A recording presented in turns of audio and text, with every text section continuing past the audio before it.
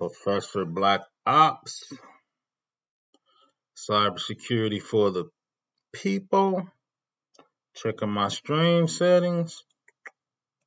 Checking my stream health.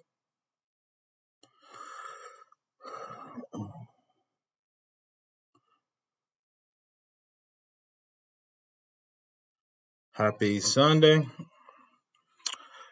You said introduction to cybersecurity. Today we're going to talk about administering the secure network. Let me check out make sure we're sounding okay.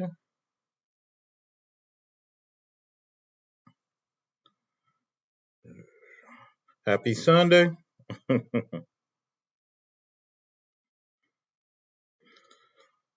Sunday. That's me.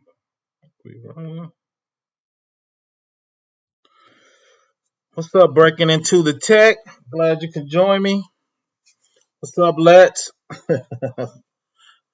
Welcome to Introduction to Cybersecurity. We're going to hit it today. We're going to talk about securing the network. Thanks for joining me. I was surprised this many people joined me on a football Sunday, to be honest. I got my game recorded, so I'm a Colts fan, Indianapolis Colts fan, for y'all who wants to know. If anybody got any questions, just throw them in the box. It doesn't have to be about the subject. We can always pivot to something somebody in the chat wants to talk about. Once again, I brought this channel for the people. Blind Guy and his wife, thanks for joining me, man. Salute. Like I said, I'm surprised as many people joined me on a football Sunday. So it's all good. Like I said, I'm gonna have an introduction to cybersecurity class. These are actually official sites from a course I teach or taught a couple years ago. This gets you ready for the Security Plus if you want to take it. Like I said, it's just introduction, getting people used to the terms, the background. Once again, if anybody's got any questions, just always shoot them in the chat. It doesn't have to be about this particular introduction. We could talk about about anything. If you look at my videos, I try to do a video every other day of some cybersecurity issue. I did one about the Tesla bot, Russia. I mean, I feel like we're getting hacked every week. But if nobody have any general questions, we're going to get it started. If you want to watch the game, I always check the replay. Please like and share the video. So let's get started. Today we're talking about administering a secure network. So once again, I'm actually a professor at a local college. I'm actually also a federal cybersecurity analyst. So when we're talking about securing the network, that's me actually working with the network team, working with the Linux team, working with the Windows team. All of those VMs end up on the network. All those VMs have security on the networks, especially working with the Cisco guys, right? We got VPNs, VPN tunnels, RDPs to get into Windows, which are highly taken advantage of by nation states. So we're going to touch at each one of those at a high level. Like I said, this is introduction to security. So what we want to do is like touch on each one of those because cybersecurity is a big domain. So you can secure everything on the network has to be secure, right? The network, the OS, the web server, the app server. Then you got policies and procedures, right? So the domain is huge. Compliance, it's a ton of stuff. But today we're going to talk about administering the network. You see it, administering and secure the network.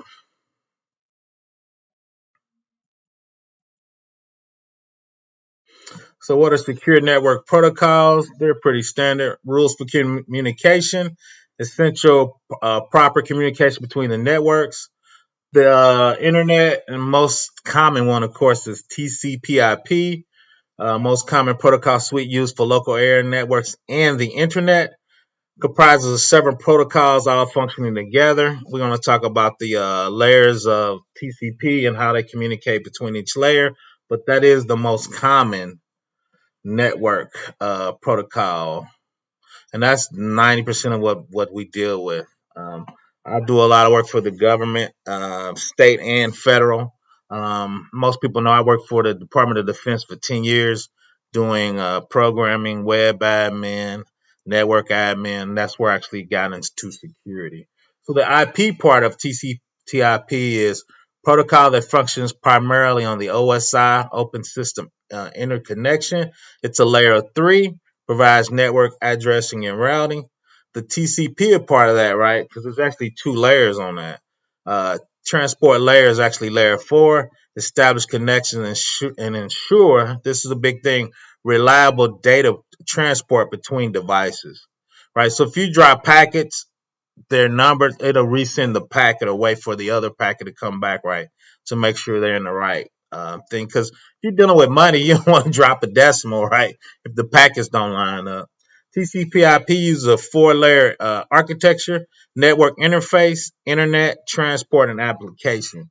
So remember, the big part of that is the layer 4, right? Is the reliability. You're gonna make sure you resend those packets and those packets line up, right? Uh, what's up, JM? Hi, ProfessorBlackOps. Do you teach at colleges or universities? I actually teach at a local college. The local college I teach at is huge. It's actually 30,000 students. It's a statewide college. So for me, college and universities, they're pretty much the same for my part.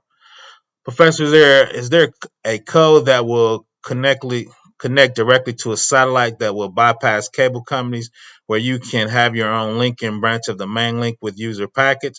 No, there's no dumb questions. Yeah, yes and no. The no part is no cable company's gonna let you do that. But if you're like a cable provider, right, that's actually what they do, right? Now I've seen people hack the cable company and went direct link to that. Um, they used to do that, but it's super expensive. Les, if you Google 80s satellite phones before cell phones were popular, you got to remember I got my first cell phone, which was a bag phone in 19 I want to say 88, which was a bag phone. It was the size of a laptop. So they actually did used to have satellite phones that hooked directly to the satellite. But now with wireless 5G, 4G, everybody's got those towers. But no, you can directly connect to a satellite. They actually used to have satellite phones because when you were an oil company and you were in the desert somewhere, there were no towers or anything in those super remote places, Antarctica, and even some of the rural places. So back then, you used to have to go direct to a satellite phone. Those were super expensive. Wilton with the Juno box. Wilton W. How for other members? Sorry, I'm not all good. I send you a pic. I just found my whole facts. I put one on. I put one on my Facebook. It's the side. A lot of people didn't know what it was. I said balling in the '90s. Me and the drug dealers was the only one with the bag phone in the '90s because they were so expensive. My company paid for half the bill. I mean, those phones were super expensive back then.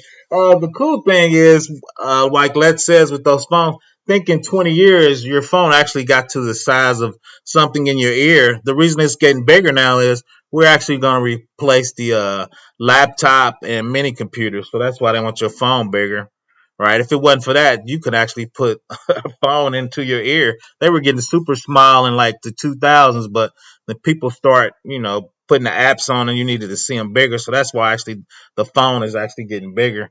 The technology, of course, is super great, especially with 5G coming. So it's going to be super interesting to see what 5G provides. Let me know if my mic is echoing a little bit more. I try to change my setup to get a little less echoing on my mic. Let me know if I'm echoing at all, or a little, or not at all.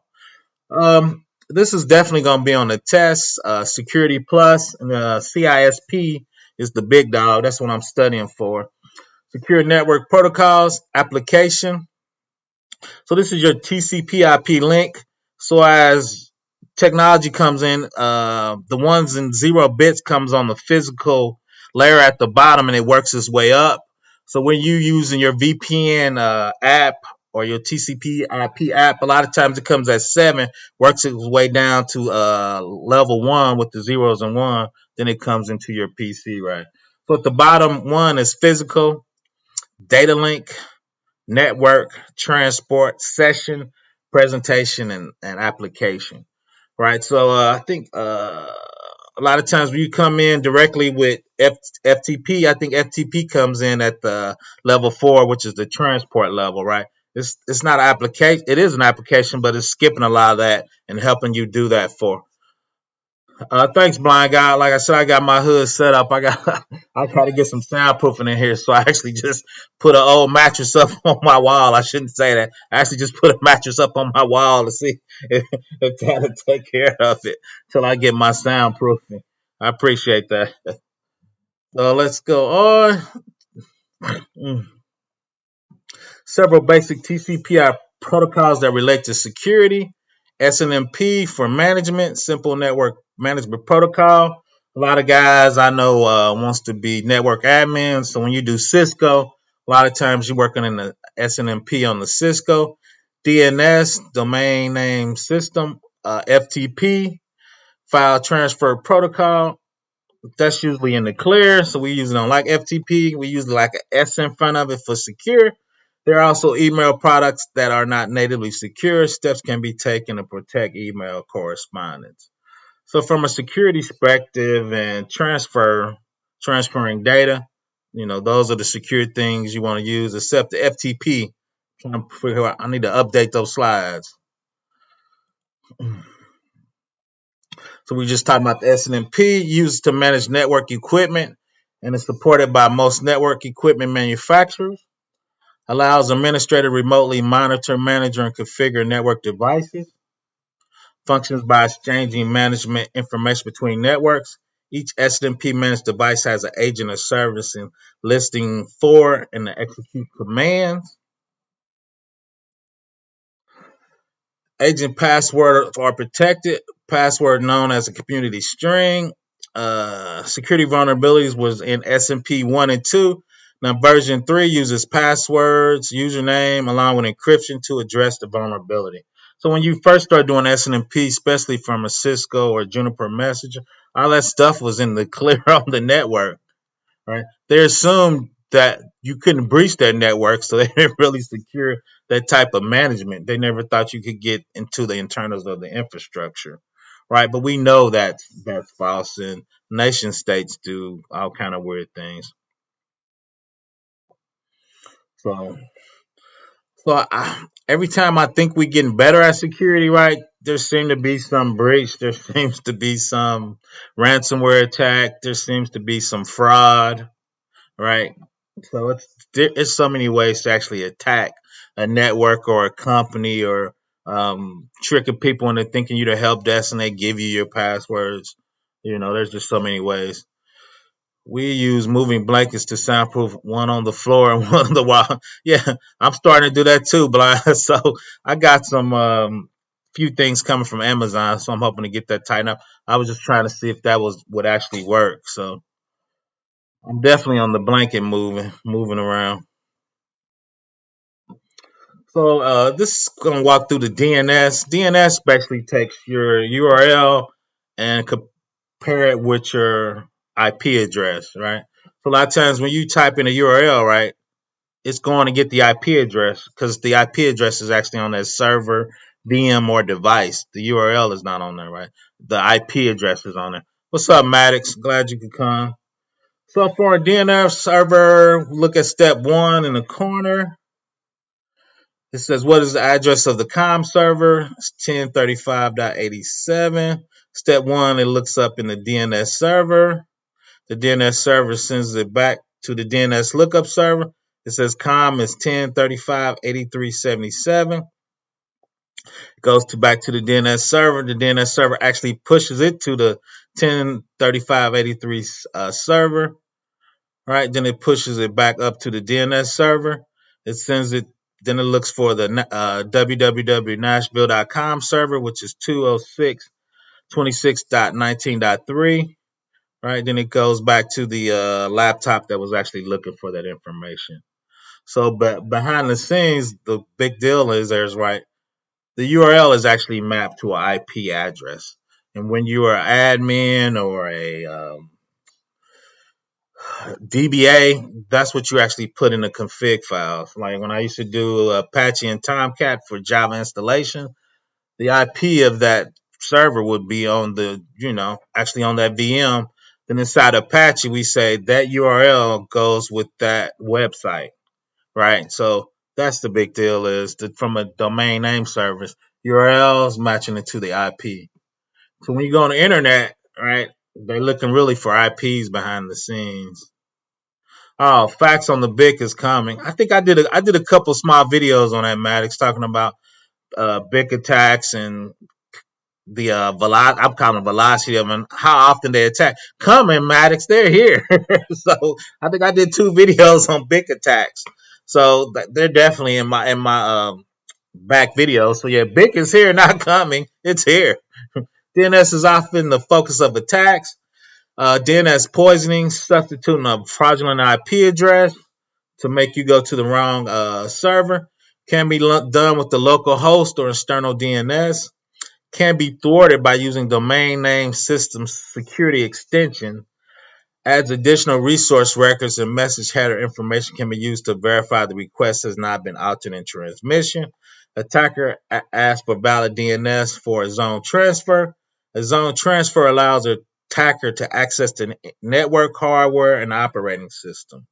Right, so domain security, right, gives you extra security because inside that list of IP and URL, right, I could put a token on there. I could put some extra security on there. So you got to send the password for me to actually send you the IP address of that name.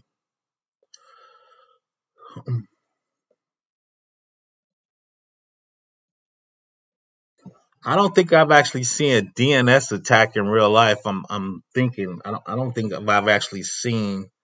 I've I've seen it for other companies. I've never seen it on an installation where I was at. TCPIP protocol is used for transferring files. FTP is an unsecured protocol used to connect to a FTP server. We talked about that. Methods for using FTP on a local host. Command prompt, web browser, and FTP. Only time I actually see FTP, we use it, but very rarely is we have it in an encrypted IPsec tunnel coming from a Windows box. For some reason, there was an old application, so they wanted to use FTP because their app was programmed. So until we can get the programs to change that, we actually put the FTP inside of the IPsec tunnel in Windows, right? So the Windows were the tunnel was doing encryption and actually not the FTP client, right? So super rare. I was pushing back super hard. It was just something that was in the infrastructure and I really needed to do. I actually gave a finding means they have 30 days to actually fix that, right? But let me roll some back. Security, I've been doing this for 20 years, is security is about risk. I don't accept risk. I tell management, the CIO, the CEO, sometimes I get called, I call a call in the office, and the team comes in, and I work with the CISO to say, this is the risk of them doing it a certain way, right? This is a mitigating control to fix that. FTP's in the clear. We're going to put it in an IPsec tunnel, right? And even in the IPsec tunnel, we're going to exchange tokens, and we know what IP address that information is coming from. So we putting all these mitigated control in effect for the FTP, but it's a management decision to accept that. Even if I don't like it, right? My boss can say, "Hey, we doing that. That server is going to bring in," and I've actually heard people say that this server going to bring in $100 million this month. So we need to get this thing running. So whatever security, you need to tighten it as best you can because this server is going to go, right? So then it's my job to say, okay, what are the compensated controls? What's the risk? Can we get the risk down to an acceptable level, right? Um, a lot of people know this. I do cybersecurity for federal clients. They report to the IRS, Health and Hospital, HIPAA, FISMA when I worked at DOD. So there's a certain level of security you got to get people to sign off on, right? Jim Rom, do you have any servers in your personal Soho Professor BlackOps? I do not a lot of times. I got my work computer, and if I need to do work, JM, I just spin up VMs in Amazon now. They actually have, which I've been cheating. They have a developer account you can use for a couple years. I usually just sign in with a different username. I don't. I lab every day, but usually if I'm labbing in the cloud because for me the next big bag is in the cloud. So I'm trying to get my cloud skills up. I'm trying to get my AWS. I'm gonna sit for the AWS certifications here shortly. So I usually spin up my VMs in the cloud. I don't have this big war machine. I don't. I don't. I program, but I don't program at that level. The sad part about it is now I delegate so much work. I don't really work on stuff right. I tell my Linux admin, these are the security settings. These are what you need to do. Run this scan and tell me what you fail, and we'll talk about it. Right? Let's see. Do you have an echo or what's that 100 million on the servers? Um, when I was at, I could say that. 10 years ago when I was at DoD, 15 years ago I worked on an application paying civilian retirees, soldiers that retire. They still get civilian pay, of course, after 20 years. Those servers wasn't worth $100 million. They were paying out $100 million worth of checks, right? So when you evaluate or classify a server, you say how much money it is and what type of information on there. So if you're cutting checks, you got SSNs, you got their bank account number. So that's going to elevate that server to a classification one, meaning you need to lock it down. And it was cutting $100 million worth of checks for civilian retirees, right? So when a server prints $100 million worth of checks, we say the server is worth $100 million. Sorry, that's an excellent question. In security analysts, you classify the server, SSN, bank accounts, right? So that's going to make it at the top, right? And two, it's going to print $100 million worth of checks to people, civilian. So it's $100 million server, right? The only thing would be higher with that would be life and death. You're doing a radar system. You're doing a system to get patients to the hospital, right? So it's life and death, and right under there is is money, right? So from a money part, you talking about once again SSNs and how much they serve. So for that moderate, anything life and death is moderate, right? We call it a moderate system. So for that moderate system with that type of data, with printing that type of money, right? So that's why we call it $100 million system, right? So the first thing too is that's a good question is when you do cybersecurity, you need to rank out your systems, right? Your money's not infinite. So the systems that are more critical, you got to put more security on them. So if the systems print $100 million worth of checks for service retirees, right, we got to put maximum security, right? If the server's just a website for HR benefits, right, we're not going to put much security on that, right? Because money's not infinite, right? So we got to put the bang on a buck for the most classified server, right? When you rank those, that right there is just a standard FTP server. It shows you your C drive where you send information. Then you can usually go to the other server, to the directory you have access to, and look at where the files can go, right? So a lot of times when we do automated jobs, right? Because we don't want to manually move files, we'll use FTP. Not we'll use secure FTP to make sure it's right, right? Make sure that file got put in the right directory. Usually we look at the template of the file name, and say, okay, it needs to go to a bank, a university, or a sheriff. We did warrants for sheriff, so what sheriff department it should go to. And once we push it over there, right? Before we push it, we say, okay, the file was this many bytes. The file's over there. Make sure the bytes match, right? It's called Foozer. If you actually look it up on Linux, Foozer says if this file user is done and drop the file, if Foozer's still pushing files over there, they're going to be a lock on that file, right? So once Foozer is done in Linux, it's going to drop the lock on the file. The Foozer for that user disappear. We still going to check the bytes on the file to make sure the file totally got over there. Then once it got over there, we're going to delete the file on our side, send an email to whoever our organization and their organization saying the file went this time and these are the bytes, right? Then we check it out. All right, so that's some FTP and stuff and how you move it. What's up, Diamond? Glad you could make it. So from a server classification, that's where that 100 million. Let me know if that makes sense, Let. So that's why that's 100 million on the server. Is we were paying federal retirees, so it was about $100 million worth of checks coming from that server. So that made it the $100 million server.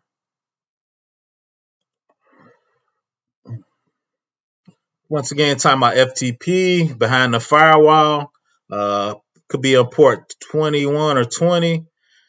FTP active mode client firewall may sometimes drop packets on port 20, the data channel. Passive, the client sends a passive command to the channel, and the server responds with the TCP port used to establish a data channel.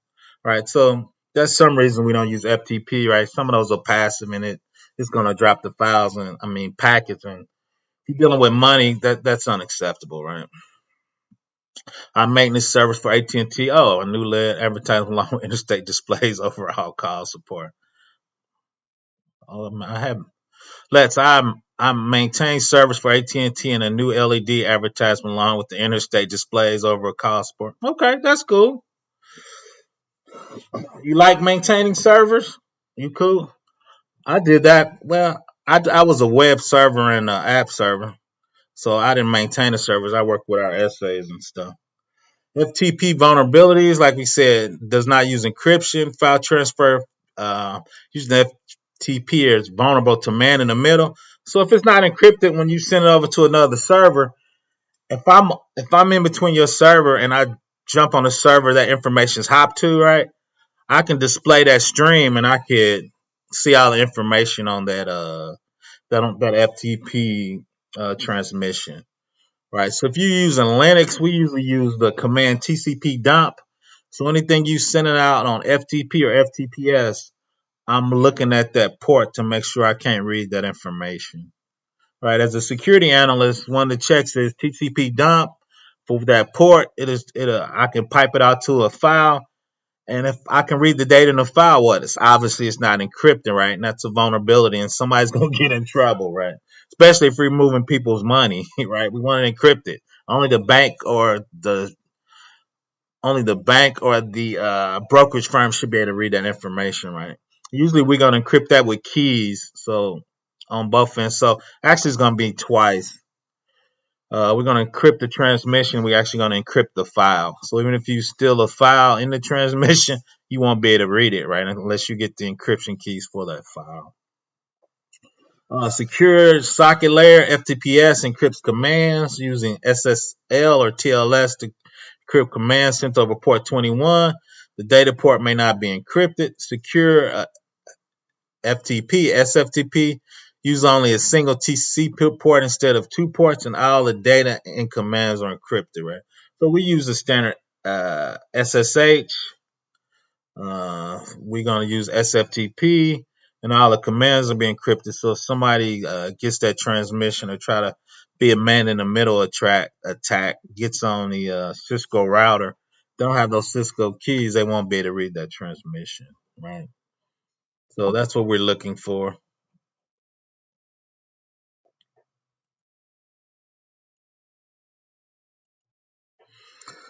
So we use email. Email is ubiquitous. Everybody uses it. Yes, that makes a lot of sense. The company never mentions anything like that while I was working on them. Well, that's true. That's the security team stuff, Lex. Your security team should be working behind the scenes and working on that because a lot of stuff I do. If we train people up, we got processes and procedures. People doing their sleep, so they should never know, right? Realistically, we set the program up, we set the keys up. The programmer knows how to encrypt the file before it's sent over the encrypted tunnel. So behind the scenes, if you're just working on the server, you should never know that unless it's a problem. Maddox, I try the bigger the better. Actually, I'm thinking about going 4,000 to be honest. I'm at 2048, but the longer the key, of course, is it's harder for it to encrypt. Um, Right now, I'm at 2048. I think I'm gonna go to 4,000. Speed of computers is so much better. SD-RAM. Most people are on fiber, especially at the company level. Even the small companies using DSL. So from time to encrypt and decrypt, hardware is so good now, especially if you're doing it in the cloud on Amazon, one of their VMs, or Azure. Shout out to Microsoft. Everybody's trying to get that Jedi $10 billion contract. So now, Maddox, the longer the key, the better. I'm at 2048. I'm trying to get up to 4,000. So I'm working with our programming staff and our technical people trying to get them. Oh, definitely depends on the hardware, but even old hardware is pretty good now, Maddox. I mean, so I don't think it's really encryption size. I think it's getting people to get comfortable with using those longer encryption keys. So the secure email is called, I call it SNMP, Protocol for Securing Email. Has limitations, cannot be used with mail access through a web browser instead of dedicated email. Because SIMI encrypts the entire message, it makes it difficult for any third party to inspect email for malware because it's been encrypted. Some enterprise and government agency automate encrypting and decrypting using a mail gateway. The cool thing is everybody's going to Office 365. Office 365's got the email game on lock. They do it in their sleep. They give you encryption out the box with Office 365. I've seen the security plan for that, and it is by far one of the best security plans I've ever seen. Of course, Microsoft's got infinite money, infinite people. Azure is one of the top cloud data centers on the planet. I might put AWS a little bit in front of it, but so from an email standpoint, Office 365 is the truth. No, never off topic. Let's read. I mean, off top, but to clear it up, I used to be the guy with the neon yellow hang. Oh, there's a display. Oh wow, I see you, Lex. It's all good. Yeah, Max, I think we need to get there to the higher level of, 4,096. You're correct, man. I think we just got to get there with the level of attacks, the level of nation states. I think we need to get that level out to knock out the script kiddies and the mid level guys, right? There's different levels of cybersecurity, different levels of attack teams. So I think the higher you get and how you control the keys and make sure you're using TLS, SSL has been hacked, right? So you need to be TLS 1.1 or higher. So we need to use the TLS with also encrypting the file, having two separate keys for both of those, right? So we need to make it harder. We need to have multiple layers of security, right? It's the security onion. If you get past one layer, there should be another layer waiting for you, right? If you decrypt the TLS tunnel, right now you got to decrypt the file because we actually encrypted the pay file that had the paychecks in it, right? So now you got to get two keys, right? So that's the level of encryption. We need to be doing in a multi-layer of encryption, right? And we're going to do that after we do the introduction. I'm actually going to take introduction up to AWS and talking about setting up AWS's architecture from introduction to cybersecurity perspective. VPCs, controlling your network traffic. My favorite, subnetting. Get your CIDR right. What VLANs and subnets can talk to which VLANs, using virtual desktops instead of letting people go directly from their laptop into your environment, right? So those are some of the steps to make it to the next level, right? When you're talking about multi layers of security. So let's talk about security protocols. Each each thing has its own security for us. So from a security analyst perspective, I need to make sure my clients are using all these properly, right? Voice and video, time synchronization, email, web browsing, file transfer, right? We want to use the SFTP. Remote access, everybody's using VPN, right? Domain name resolution, DNS, right? You want to use the DNS security. Routing and switching, IPsec. Network address translation, once again, IP security is IPsec. Subscription service, right? IPsec, IP security, right? So different departments are going to be doing different versions of these.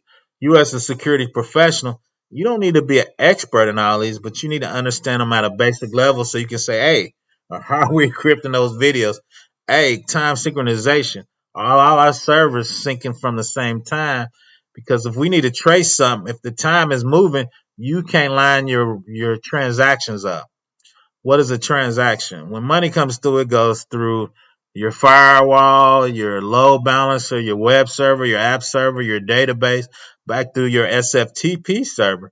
So if each one of those VMs or servers are not syncing up with time, if you need to trace a transaction, the time is not going to match. And if it's off a couple minutes and you moving a billion transactions, when I was at DOD, we were moving a billion transactions a night. So every second you moving probably 1,000 transactions.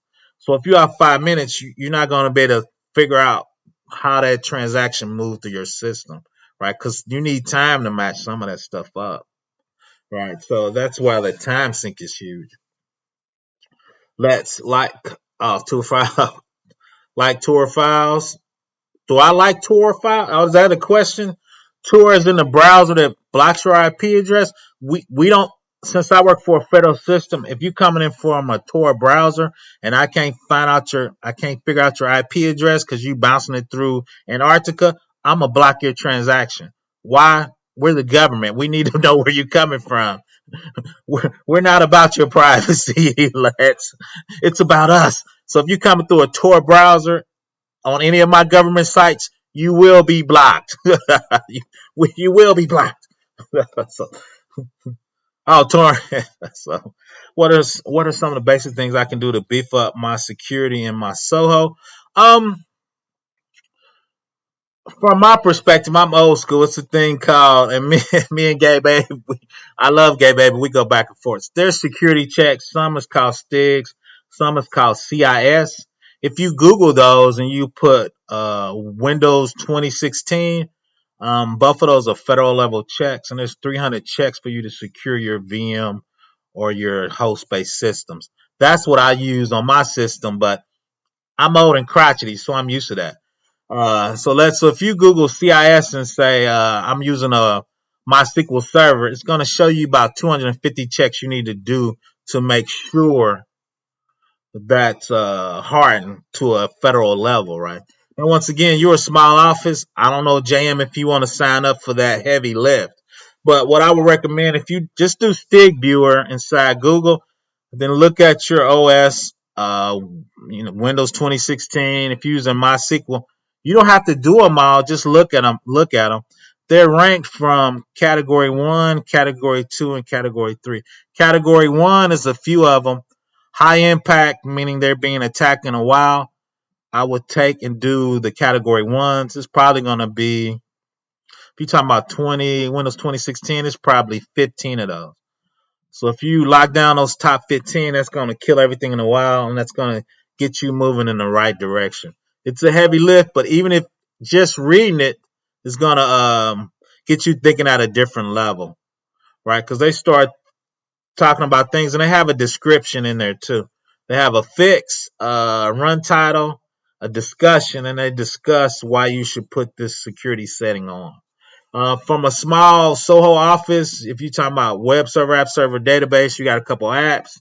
You got Windows 10. I think there were 250 checks from Windows 10. It'll get you moving in the right direction. It'll get you thinking kind of different, Jam. Big block or little block? Big block. And two is, depending on what system you're trying to get in, we think you're trying to hack us. So now we're going to try to figure out who you are. Right. Now, if you're just coming to read some IRS pamphlets about filing your IRS taxes, you'll be okay. Now, if you're coming from a high category DOD system and you using Tor and you trying to get to you, we're gonna come find you, man. You're gonna come up on a list. Why? We think you trying to come for us, man. So, because most people don't use browser to hide themselves, right? There's a few people like that, but when people start using those type of browsers, we think they trying to come get something, right? So then we try to come get you. Placement of security devices and technologies, right? And JM, if you look on my past videos, type in my name in Stig, STIG. I did videos on various components that are in Soho offices and just talk about the STIG at a high level. They're a basic tutorial, and in there I usually talk about the top 10 Cat ones in on each one of those devices. Right. So um, the placement of security devices and technology. Once again, money's not infinite, so we got to figure out what we want to buy, where we're going to place it, and what's the bang for the buck, right? Like JM said, for Soho office, it's going to be different if you have a Soho office, you working for the government, or if you with me, DOD, our budgets were huge. You know, we had $100 million budgets, right? We had 700 programmers working on a project, right? We had 700 programmers spread over 5 states. So budget's going to be a little different. The protection a security device provides can be easily negated if the device is not properly located in the network architecture. SSL TLS accelerators, a separate hardware card that inserts into the web server, contains a code processor to handle SSL and TLS. The SSL TLS hardware module can be installed in a virtual TLS server alongside the forward proxy. So Maddox, like we were talking about from a speed perspective, you got those accelerators now that helps you with the encryption of devices. It used to be, okay, the device is going to take too much speed. Now you can get your own chip in there just to handle your encryption. Why? Encryption is super important now. They understand that. So you can get your TLS accelerator. Port mirror allows administrator to configure a switch to copy the traffic occurs on some or all ports. A designated port. We're going to show that shortly in figure 7.4. Network test access point, a device that can monitor traffic. We'll see that in the figure 7. That's real big a lot of times, and the government's actually working. It's called being in the dark. If you look at Google, Apple, all the big AWS, they're encrypting everything from end to end. So if they encrypt it right, the government can't snoop and see that stuff, right? So you can Google. It's called the government's going dark. So that's why government now they're actually trying to put in laws so they can get the keys from Amazon, Azure, Rackspace, because they can't see transactions anymore. Which is for me, for my part, that's an excellent part. But from a government part, and we trying this 9/11, we trying to get the bad guys. The government doesn't magically catch bad guys. That means they're snooping in your email, they're grabbing transactions, they're reading stuff. That stuff's not magic. So if we make the government go dark and they can't read those emails, right, they can't catch the bad guys. So that's the question. Is it your privacy or the government catching the bad guys, right? So that's what we got to decide as a society and especially IT. Which part where do you stand on that? We have vigorous debates about that at work. so it's usually people over 45 don't care. They're like, I'm not hiding from government. For some reason, the millennials, the young guys, they're super serious about their privacy and encryption. But I laugh. I'm like, y'all the group that's putting everything on Facebook. Ain't nothing secret, man. Y'all putting shit butt naked out there. So it's really. And when I teach class and we have this debate, it's usually right down the line. Once again, up close to age. So that's usually unique. So that shows you the port mirroring. So when the internet comes down, that network port mirror switch usually has the key to decrypt that encrypted traffic, sends it to the network analyzer. Now we can start looking for stuff like SolarWinds has a certain pattern, right? If we decrypt it, the network analyzers could figure out those type of patterns, right? And what they were using. Same thing for Kaseus, right? There's a ton of products out there that do that, that SOC type analyzing of data, analyzing of ports. What are you trying to do with Active Directory? Are you trying to escalate privileges in Active Directory? You can see that in the network. Why, as an organization, I know what IP address my Active Directory is on. Okay, you went from Active Directory to Active Directory in the cloud, right?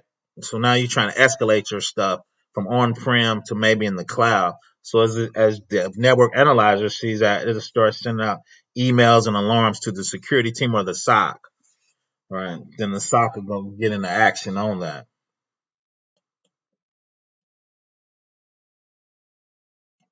This is a network tap. It's pretty much the same thing. Comes into your network switch. The network tap comes in once again. Usually has the encryption key, unencrypts it, sends it to the network analyzer, which there's a ton of products that analyze that traffic. Because there's a lot of things that's going to happen at a volume. You as a human, you're not going to be able to sift through that and see it, right? So there's patterns. If you want to open source products called Snort, it it's open source, it's free. There's patterns out there, and I would shout out to Solar Winds when they got hacked. They actually gave the pattern to Snort, which is open source, so anybody can use it and anybody can keep track of if they were trying to get hit. So I thought that was a shout out to them. And once again, on all those boxes, how do we do it? Sensors, collectors, and filters should be placed where the stream of data is the largest. Sensor monitors traffic for network intrusion, detection, and prevention. So when we show that network analyzer, right, that's the sensor. Collectors gather traffic from SIM devices. Filters block traffic for the internet and content filtering. So each one of those web server, app server, database, firewall, those are going to have sensors on it, right? Because we need that data. If the firewall blocks something, right, we need to know the data it blocked, right? If it's blocking multiple petabytes of data, right, why would you need to know what's being blocked? That could be a denial of service attack that's about to escalate, right? They start with a couple things to block. The next thing you know, you're getting 50 petabytes of information, right? So we need that coming to the security team. Like, okay, this is going to be a denial of service attack, or these are known IPs that are coming from Russian hacker organizations, right? A lot of times they use the same server. So all that information you collect in there, right, going to the SIM so you can analyze it.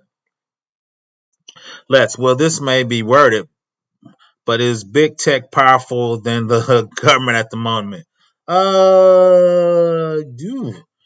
Yes and no. I say money wise, technology wise, yes. But I always remember a government with the stroke of a pen could shut down all of that. They had all those big tech companies talking in front of them, right? They told them they had to come to the Senate and testify, right? So if I can compel you to come testify me, or I'm gonna take away your rights, right? So I think money wise, tech wise, but because of the law, because really, there's a law they keep dangling. If you do something on Facebook's site, right, Facebook is not held responsible, right? The government can change that now and say, okay, what anybody do on your servers, you're responsible for, Facebook, if they peel that law away, right? So I always say the government, because they can change laws at the whim. And the thing I worry about too is they don't really understand technology, so they getting people writing them stuff, and you know. They're getting expertise from other people, but those guys are old. Just Google it. I think it happened last year. Big Tech 3 at Congress.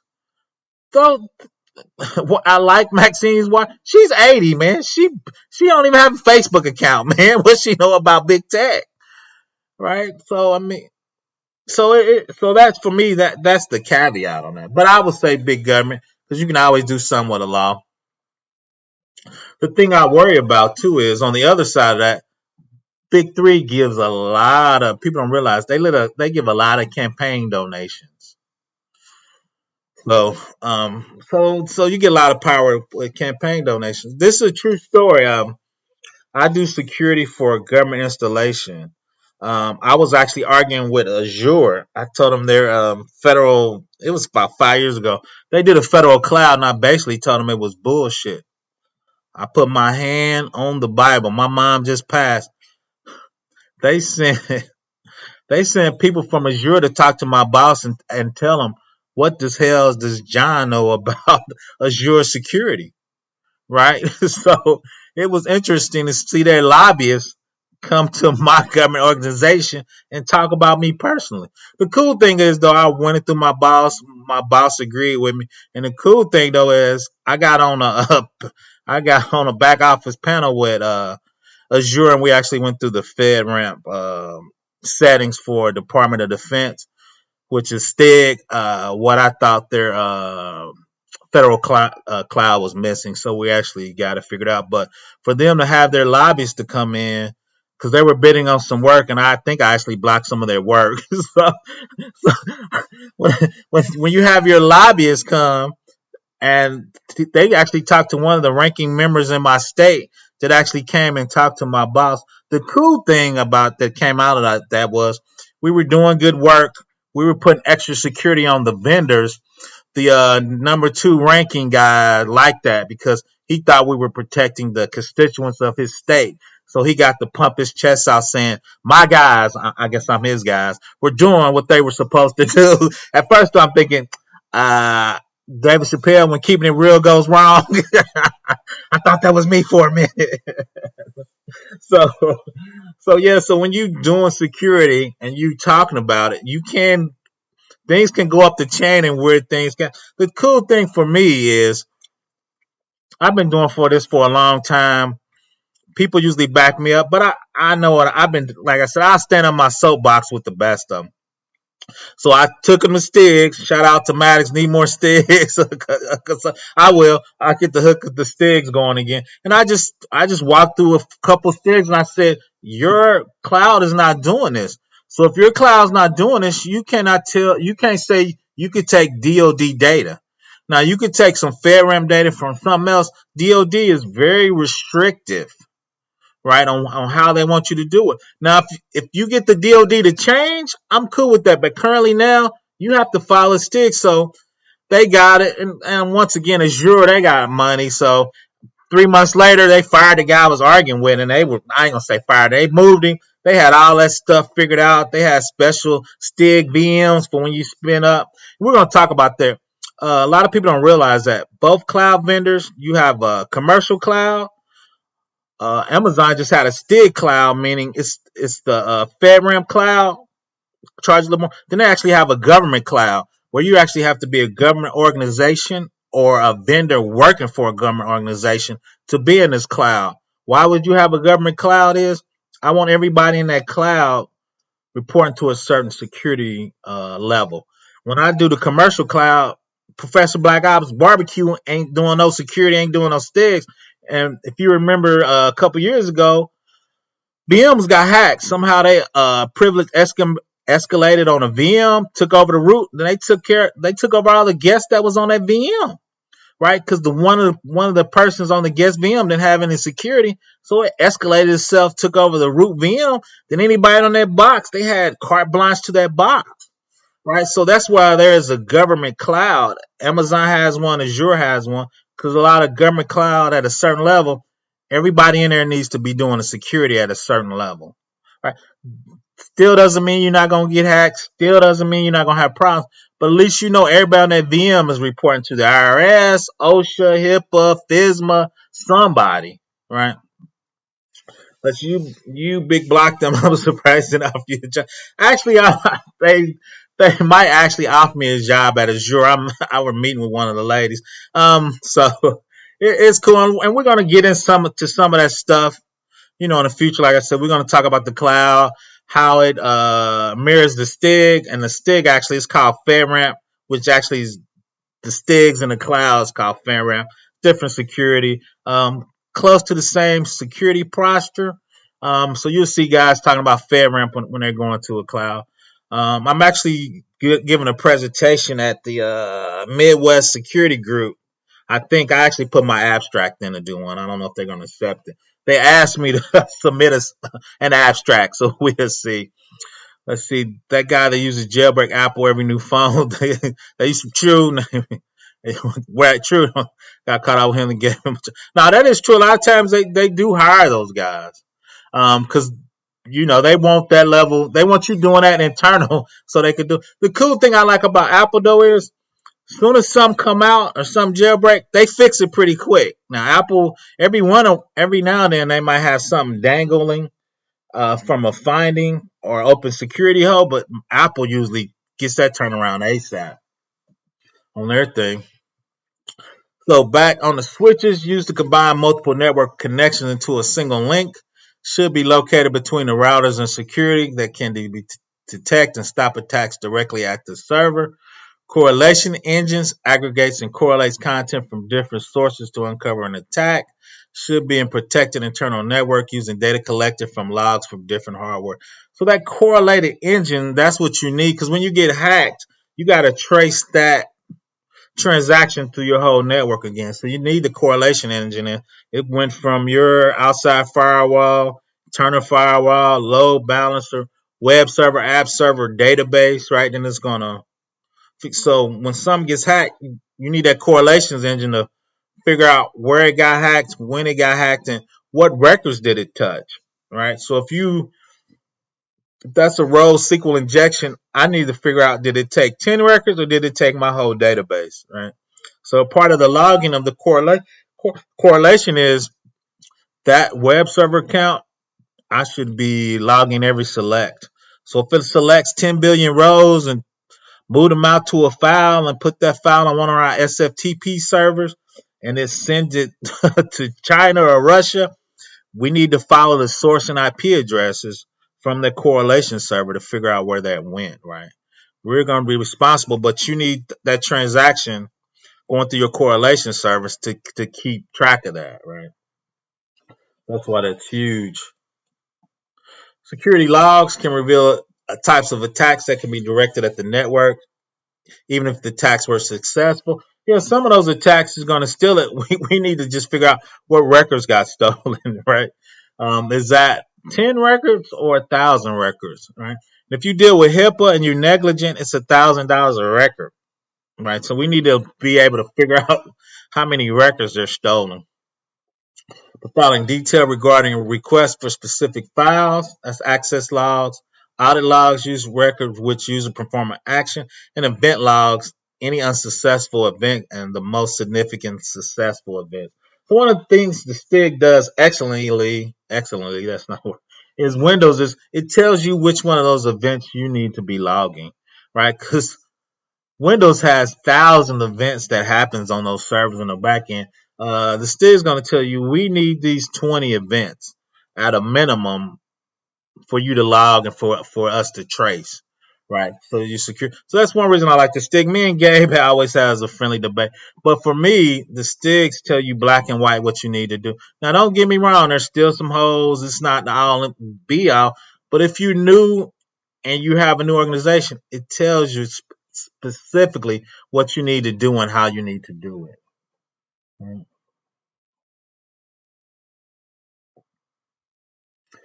Analyzing data, routine review of logs help to identify security events, policy violations, fraudulent activity, operational problems. So fraudulent, I did a quick video of Clinton Portis stole money from the HIPAA medical community because he was buying fake equipment, right? He was reselling the equipment. But the third bullet on there, fraudulent activity, is why are guys buying professional machines for ultrasounds, barometric chambers, right? Those are professional machines that hospital guys buy. But NFL, since you know those guys were injured, anything you had to pay out of pocket, they would reimburse you. So they start running up $30,000, $40,000 medical bills buying this fraudulent equipment. But the fraud department was like, why is a person buying that? So they came up on somebody's list for fraud. So they went to figure out what's going on.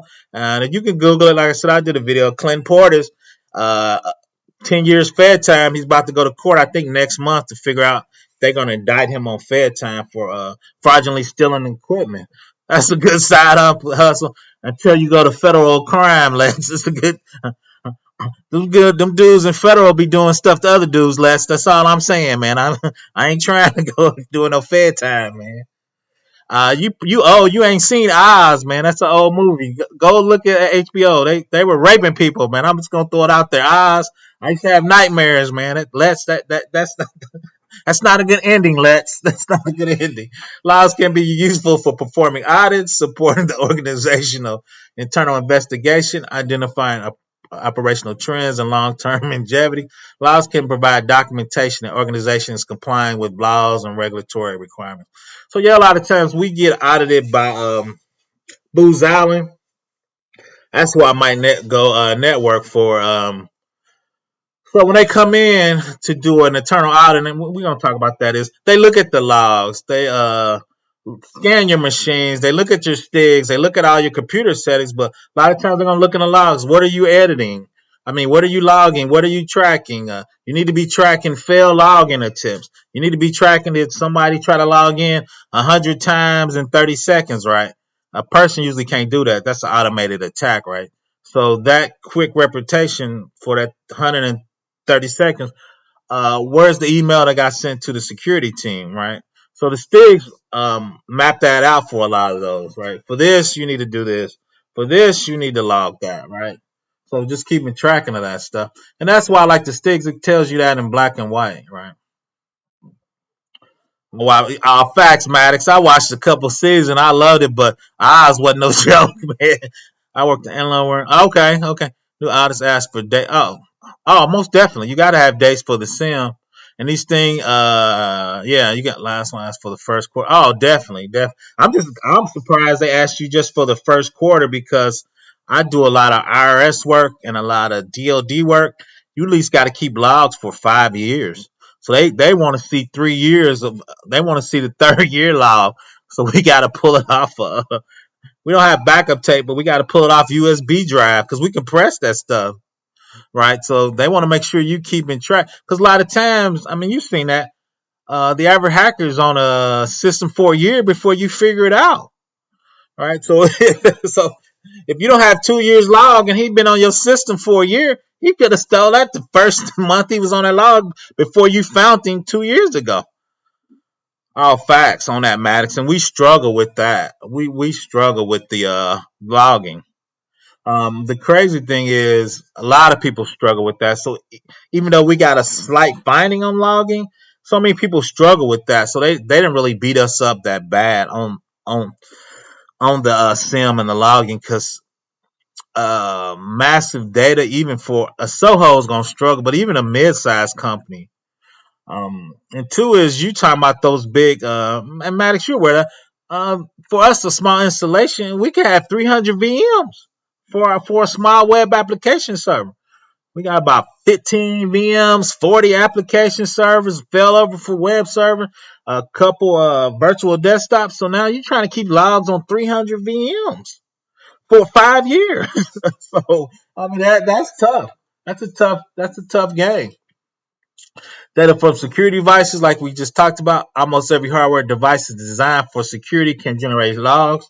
Like we talked about, firewall, load balance, all that stuff has logs. Firewalls allow items to be examined, like we just talked about. IP addresses, rejected and dropped, probe to ports that have no application services on them. So if somebody's on your network, I'm an Oracle guy that's on port 1529, 1526.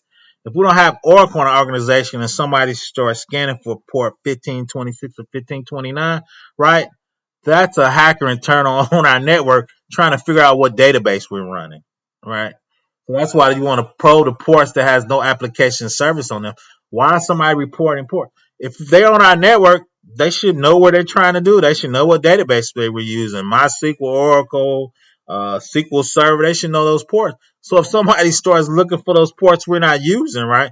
Somebody's phishing or trying to attack you. So force routed packets, suspicious outbound connections, and unsuccessful logins. Right. So one thing people didn't realize from the solar winds is that was command and control. So when the virus slash malware got on your servers, it actually had to go to a control server to get the rest of the commands. So the question is, that should have been suspicious outbound traffic for all those companies. So why didn't they see it? Right. So if you look at solar winds, command and control, it actually had to go out and get the commands from a server. That should have been suspicious outbound traffic, right? That should have been pinging somebody, right? So that's when you're talking about SIMs and controlling traffic and what it should do. Should they clock in like the rest of the employees? Is there any way? Is there any way to package these federal system in an NFT? Would that be safer? It would be safer. The problem is the government's already 4 or 5 years behind. So it would be safer in NFT. They're just not ready to do it. They're struggling taking their system and getting them on Amazon just using a standard 3-tier architecture. They struggling to get it to Azure, right? And using Azure type services, right? If I'm Oracle or SQL Server, do I need DBAs or can I just use Oracle and Azure service, right? So they're struggling just to get their stuff in the cloud. No less NFT. And once again, shout out to Engineering Cannabis. Bitcoin, artificial intelligence, blockchain, right? You would want to put your logs in block. Oh, Maddox already beat me. Logging in the blockchain would be, yeah, much better. But we're as a country just not ready for that. Facts. NT 2000, 2003, right? So we're, especially at a government, there's a lot of big companies struggling to do that. But Maddox is correct and Let's is correct. Those are stuff in the future we need to get to, right? That's why I always say let's do the STIGs. Let's get it locked down for what we can handle. Then let's talk about how do we redesign these systems for the future, right? How do we make them work in the future for the best possible way? Right, and I think everybody's definitely got good suggestions. I've just worked in government so long. I just know they're so far behind. So I know when people throw those out, I'm just like, dude, right in 2012, the state was still right. So I think we're gonna get there. So we need to figure out what can we do now. Then the second part of it is how do we get those systems generated for the future and make it better. The problem with that though is we understand the technology currently now and making it better, but I did a blockchain video. I showed 20 ways to attack blockchain, right? So there's ways to take over a node, make the node redirect traffic. If your network's not big, you just small enough. If you just spinning up one of those smaller chains, they got took over. Somebody spun up the same amount of nodes on AWS and did a 51% takeover, right? Because long as if you could control the nodes and I got 51% to your 50, I can get out of my nodes that I spun up fake nodes and I can take over your network because I control those nodes, right? Because they do it by nodes. So now, granted, especially Bitcoin, too big, but some of the smaller Ethereum and all those they're getting attacked every day. Like I said, I did a video. I think it was 20 ways to attack blockchain, right?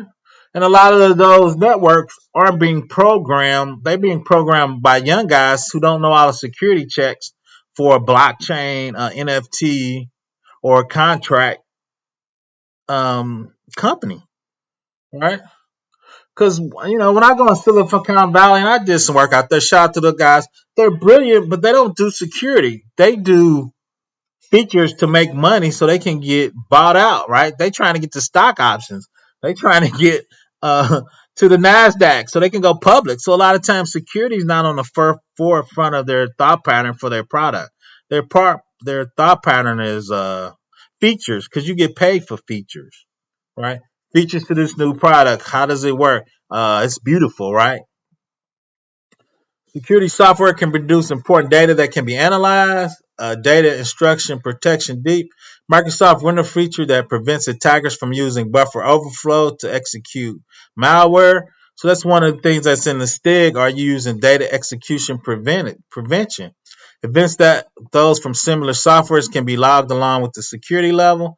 File integrity check, a service that can monitor any changes made to the computer files, such as the OS. These changes compromise security and indicate a security breach that has occurred. So when we put on our Windows 10, right, app lockers controlled, I believe, by Microsoft.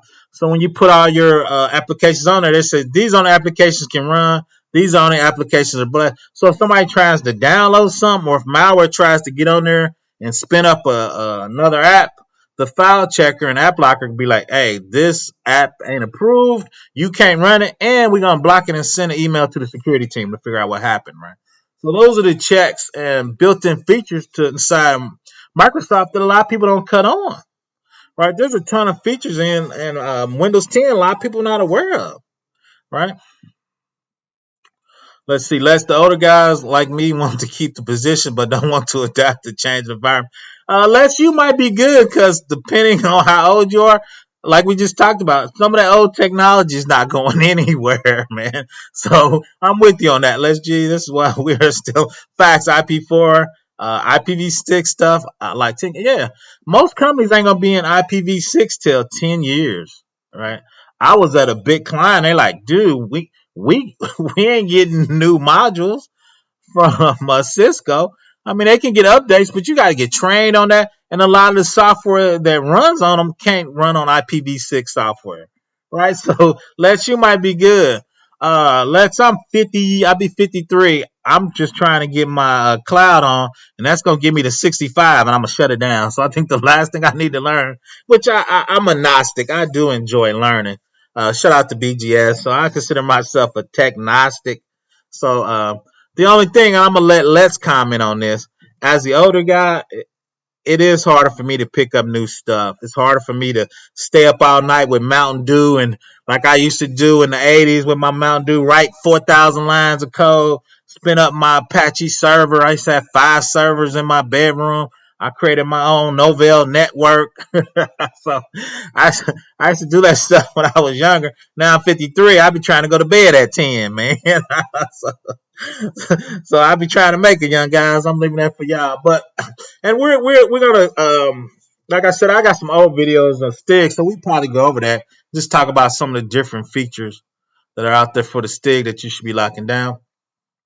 We just got through talking about this. This is some of the tools, application whitelisting, a whitelisting of inventory application and associated components that has been pre-approved and authorized to be active and present on the device, right?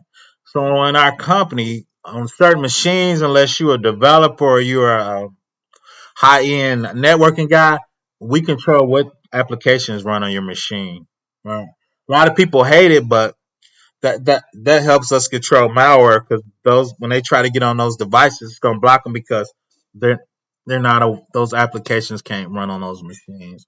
And then virus and malware are applications that take over your machine, right?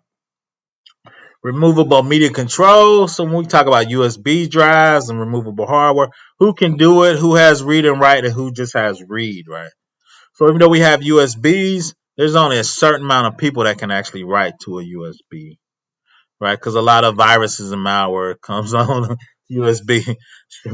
Yeah, it's a memory. It won't take it. Facts, lads. Mathematics. I barely make it past 10:30 to finish facts. Man. When I was young, I used to be up to 2 or 3 o'clock in the morning. Now I got the other old guy problem. Now, for some reason, if I don't work out, I wake up every day at 3. I gotta pee. So then I can't go back to sleep. So I do a YouTube video. So I got the other problem now. Applications, advanced malware management, often a third-party service, advanced malware. So everybody's got those services for virus protection, malware. Those are extra stuff, right? So we'll make it work. Issues for analyzing security data. We talked about that. These issues with log management, generating, transmitting, storing, analyzing. We didn't talk about disposing of computer security logs. This is due to multiple devices, very large volume. Each one of those logs from web server, app server, a load balancer, each firewall, those are coming out in different log formats, right? So you got to use a centralized logger. I was actually looking into Splunk. That's the 800-pound gorilla. Super expensive though, but has cool features. They have this world feature where it looks at the IP and it knows in the world where that IP was coming from. So it shows you a map of who's trying to attack your organization, right? So Splunk has some cool stuff, right? Once again, Splunk or anything, we got to have the graphs and charts. If you look at hour to day at the bottom, hits, number of bytes. The two is if we were getting denial of service, it would show us the IPs and where that was coming from, right? So then you can set up different alerts that would show up in these graphs and who they would, went to. Managing secure net platforms. Some application platforms require special security consideration. Of course, these are the big three: virtualization, cloud computing, software-defined networking. Right? We got sticks for each one of those settings and how they should be run. Of course, everybody's moving to the cloud, so now we got to figure out, how do we take our on-prem security, work with the cloud security? Because remember, I love AWS. When Capital One got hacked, that's a shared resource. Capital One accidentally hooked their database to the internet, right? So you could get to the internet to their database with no VPN, right? Somebody misconfigured. But that's a shared responsibility, right? So AWS just said it worked as designed. Capital One was a dumbass, right? We didn't tell them to put their database on the internet, right? It should have to go through their VPC, go through their web server, go to their app server, go through what we call a database firewall. What is a database firewall? It checks to make sure you coming from a port we know, you going to the specific port on our database you want. And if you look at OWASP, the top 10 web attacks that people do on database, SQL injection, command injection, right? That database firewall will block all of that. But once again, Capital One configured it wrong, right? So AWS said, you're bad, not ours, right? Now, Elastic is free and almost the same. Facts. I do a lot of Elastic stuff on AWS. Are you talking about Elastic Search? Are you talking about the Elastic spinning up different database or Elastic Search the product?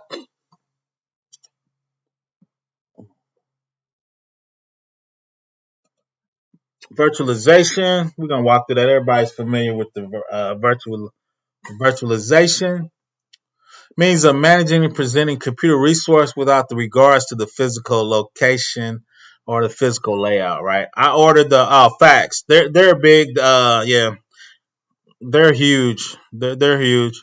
But for me, when I looked at it, it's three separate products you have to put together, right? It's Elasticsearch, the Cabana, and I forgot the S, right? So it's three products and you had to stitch them together. Splunk comes out of the blocks ready to go. Two is a lot of times for the government matters. If it's a free product, you got to pay for support because if there's a security issue, we gonna come to that vendor and choke the neck. So we need to have paid support. So facts, yeah. So yeah, we looked at it. It's a great product. Like I said, it was a couple products they were stitching together. I definitely would use it for Soho or a smaller company. Host an entire operating system, host virtualization, an entire operating system environment is simulated. Virtual machines is simulated software-based emulation of a computer. The host system, like we talked about, runs a hypervisor that manages the virtual operating system. Like we supports one and more guests. Like so, we saw that vulnerability. You can Google it 3 years ago for I think it was VMware. Somebody got to the root host and got to everybody's VM on there, right? So that's the issue with the virtuals. It's rare though. Shout out to VMware. They one of the top people on the planet. There's a couple versions of VMware, a couple types.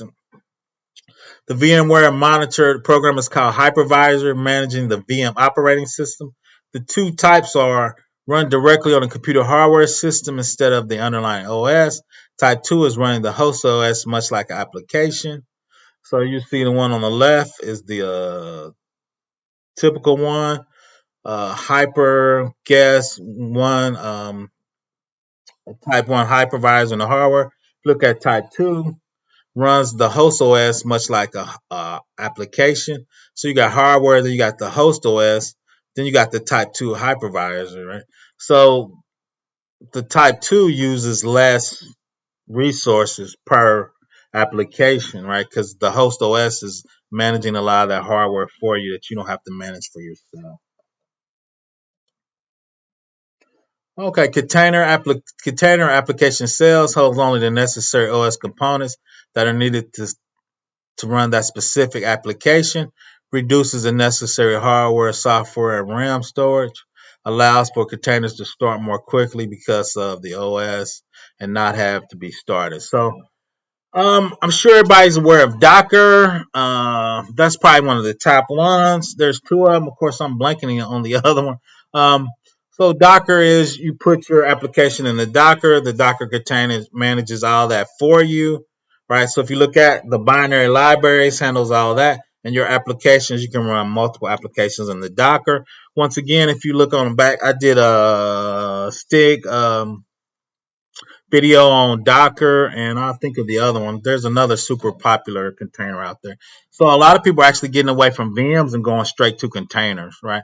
Or a lot of people running VMs, then inside their VMs they're running their containers, right? So containers are actually, and developers like them because I don't have to talk to the sysadmin or any of that. I put them in container and I just put my container out there and it runs all that, right? So we had a few developers using containers. So once again, there was a Stig checklist. I think it had 200 checks for a Docker container, right? So I sent it to the developers. I said, hey, let's make sure we're doing security right.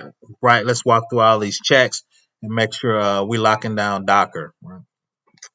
This is the next thing we're looking at too, pretty heavy. Virtual desktop infrastructures, VDI, the process of running user desktop inside a VM that resides on the servers. Enable personalized desktop for each user to be available on any computer device that can access the server. Allows centralized management for all the virtual desktop. VDE, virtual distributed internet, an internet compliant virtual network that can connect physically to a computer and our virtual machines. So a lot of times if we say, okay, we got VDI, we don't have to worry about viruses. Somebody open up an email, those VDIs are in sandboxes. We can just blow away that VDI and spin up information, right? But the question though is, from a development license is if I'm developing on my machine and I got tools on my VDI, do I got to pay for that license twice? How do I move my code from my desktop to the VDI without opening up my VDI for viruses and stuff? So there's a few things we're trying to figure out with the VDI along with the Docker. But I mean, we're making huge significant things. What's up, Helmet? Faster CPUs, bigger keys. Oh, facts too. But too, like we talked about, Maddox, we can do the bigger keys now because we can actually have a CPU, like you said, just for the encryption key. It's not even doing any of the other processing for the application. It's just handling the encryption on the security keys, right? Virtualization advantages. New virtual machines can be made available. Host availability resource can easily be expanded or contracted as needed. Can reduce costs. Few physical computers must be purchased and maintained. Can provide uninterrupted service access to users. Support live migration, which allows a virtual machine to be moved to a different physical computer with no impact to users. Right. So virtualization is the key. Amazon and the big cloud vendors are here. Nobody. I did work in Silicon Valley. They said they're not ever buying hardware anymore. You're gonna spin up on Amazon. If you're successful, we can spin up more servers. If you don't make it as a company, we can just shut down your VMs and keep rolling. They don't want to own hardware. They don't want to maintain hardware. And a lot of organizations are getting to that, right? Security related advantages of virtualization. Take the test the latest security update by downloading on a virtual machine before installing on a production computer. A snapshot of a particular state of the virtual machine can be saved for later use. Testing existing security configurations, aka GPOs, can be performed using a simulated network environment. Suspicious programs can be located in an isolated virtual machine and executed as sandboxing. If malware, only the virtual machine is impacted, right? So there's a lot of cool things that you get, and here's some additional things you can get too. The security concerns for a virtualized environment. Not all hypervisors have the necessary security controls to keep out attackers. Existing security tools were designed for single physical servers. VMs must be protected from both the outside network and other VMs on the same physical machine, right? Because you got a root VM, then you got the guest VM, right? So your guest VMs can be attacking you right? While you on the one big hardware box. VMs may able, like we talked about, be able to escape from the contained environment and directly interact with other host OSs. It's important to have virtual machine escape protection and the virtual machine sprawl, widespread proliferation of VM without proper oversight or management. So when your development team gets happy, right, they'll start spinning up VMs and doing all kind of crazy stuff, right? So, but VM's the future. The VM is not the future. The VM is now. Everybody use VMs now, so it's one of the most things. Hell, man, I see some companies. Yep, I think a lot of companies are going to do that because some of their applications are too old and not efficient enough to run in the cloud. So I think you're going to have stuff on prem, and people are getting their feet wet by putting it in the cloud, especially their high profile systems. Let's put a piece of it in the cloud. Let's kind of figure it out. Oh yeah, because each one of those clouds go down for a little bit each year. So a lot of people are trying to say, okay, should I have some in AWS and Azure? What's my multi-cloud strategy? Should I have my DR, COOP and DR, disaster recovery in a different website? If Amazon attacks and it goes down in the Midwest, should I spin it up in Azure? Right? But a lot of those commands are proprietary when you go on the cloud, especially if you're doing automated pup and chef builds. A lot of that stuff is proprietary. Professor, is there any laptop brand that you can vouch for that's stable enough for average user in beginning development? Unless you're doing some big type programming from a CPU, PC setup, your average PC you're gonna do because they're gonna be 8 quad. As long as you get enough RAM, they can do. Especially for what I do in cybersecurity, I do a little Java, I do a little Python. Those machines have way enough power to do that. Maybe I'll let somebody. I know Maddox probably got a power machine. Maybe Helmet. Maybe some of those other guys got power machines that they need. But what I do, I can use a basic machine because the beast. I do actually. Let's to be honest, I do more paperwork. I delegate what I need people to do now at my age. I work with the admin. I work with the developer to do the container security. I give them the checklist and I scan what they did to see if they did it right. Then I write them up with findings. So to be honest, I don't need a high power machine anymore. 4 cores, 8 threads, Faxmatics. So like we talked about, different types of cloud or different hosting service on-prem, enterprise, past purchase, all the hardware and software, hosted services, servers, storage, and hosting facilities. Because there used to be rack space where you could actually buy your hardware to put in rack space. But now the cloud, more convenient, pay as you go. Pay as you go. So if you have a modern setup, I would just go to the cloud.